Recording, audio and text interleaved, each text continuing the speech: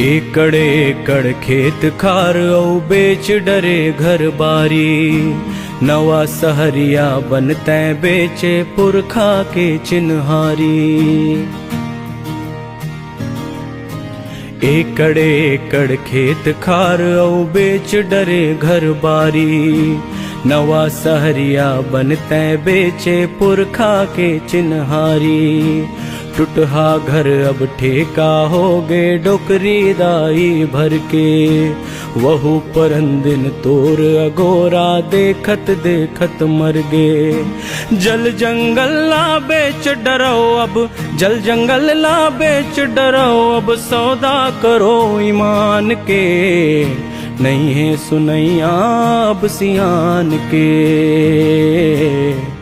नहीं है सुनैया अब सियान के। नहीं है सुनैया अब सियान के। नहीं है सुनैया अब सियान के।